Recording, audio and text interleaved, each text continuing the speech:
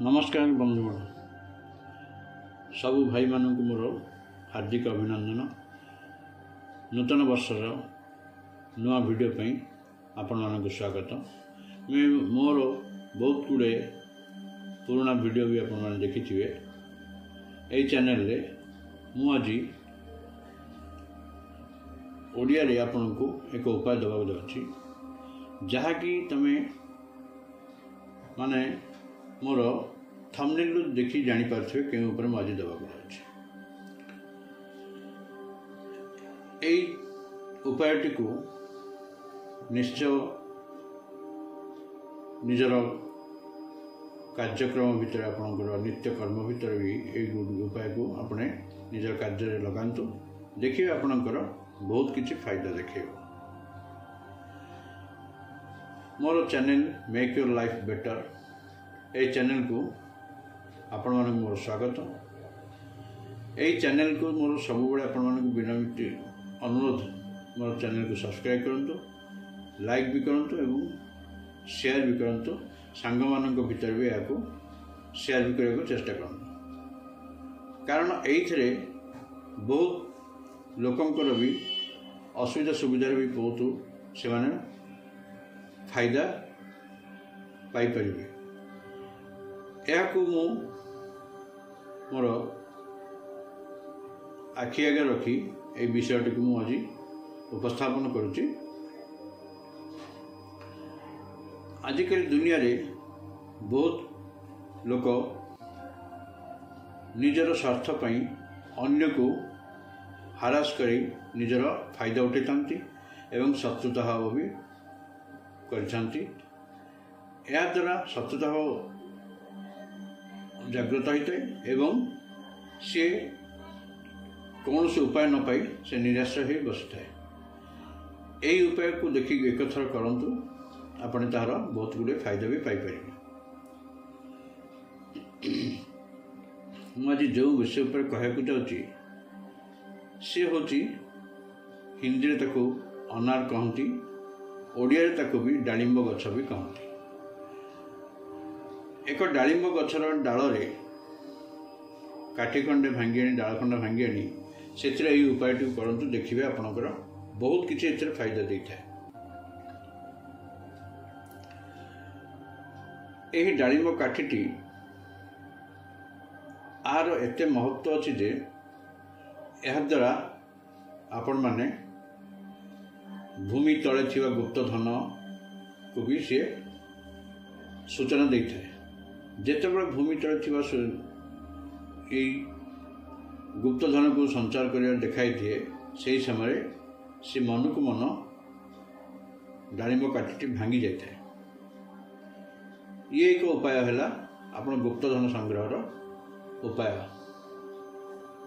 द्वितीय उपायटी हूँ आपणकर मनकर आपण क्या वशीकरण करने चाहते, वशीभूत करने निजर यही उपाय को आप शुक्रवार ही दिन करें। से व्यक्ति जनक जाऊा बाटरे रास्तार आपण ताहार बाँपट पादर निशान व चिन्ह जो देखिए ताहार पादर रास्ता उपर से बाँपट पाद चिन्ह देखी ताहारी पाद उपरे आपण से डालिंब काठी द्वारा आपणे निजर नामटी की लिखि दियंतु।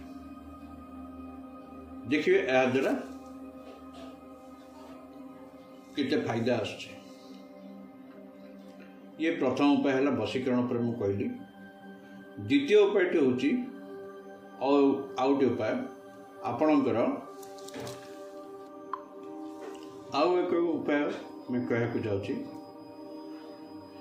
कौन सी व्यक्ति को आपण माने चाहते किंतु सी आपण को बारंबार धोखा दबारे लगी से समय रे आपने से आपने डालिंब गछर चेर गोरचना कुंकुम मिसई ताकू एक पेस्ट बनइबे। से पेस्ट द्वारा आपण माने ए जंत्रटी को तैयारी करी ताहार पछपटे आपणे से व्यक्तिर नाम को एवं तार माता नाम को लिखा पड़े। यह आपने ताबिज बन आपने निज भाव धारण करंतु, देखिए केते शीघ्र से कार्य सफल होची। आउ एक उपाय होची जी आपण को शत्रुता तीव्र भाव लगी अछि, आपण को पीछा छाड़ू नहीं, आपण को बारंबार हैरान करुचे, आपण मन तार किछि न करि पारुचंती, से क्षेत्र रे आपण माने ताकू उपयुक्त शास्ति देवाई चाहते। से जपरिक ओल्टी आसी आपण पाखे भूल माग क्षमा माग से भी चाहते।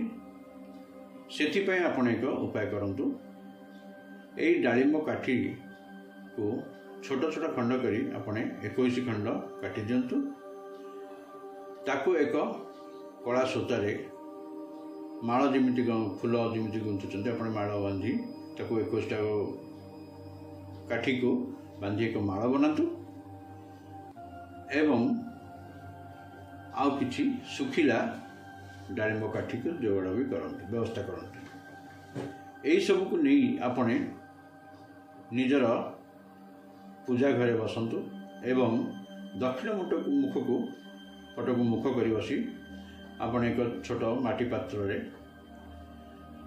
व्यवस्था करंतु एवं से शत्रुर एक फोटो जोगाड़ करंतु। फोटो पछपटे तार आपण तार नामटी लिखिबे, से तार माता नामटी लिखिबे, आउ किछि कर्पूर भी व्यवस्था करेंगे।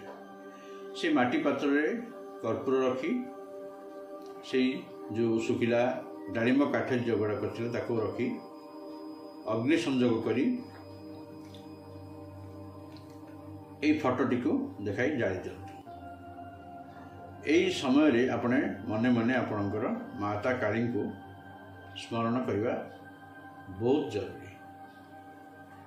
तांको पाखरे निजर प्रार्थना निवेदन करी ए कार्यटी को करंतु, देखिए आपने बहुत शीघ्र आर सफल पाइबे।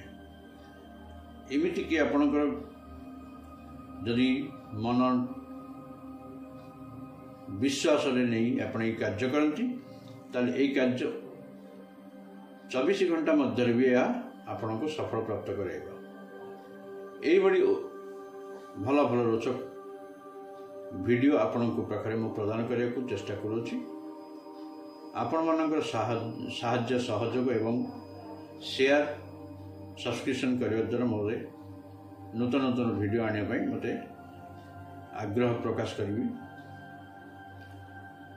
एथिपाई आपण को मोर विशेष विशेष धन्यवाद एवं जहाँ जहाँ मु उपाय कहूँ ताकू आपने सठिक भाव में आपने यही कार्य को करने को पड़ो।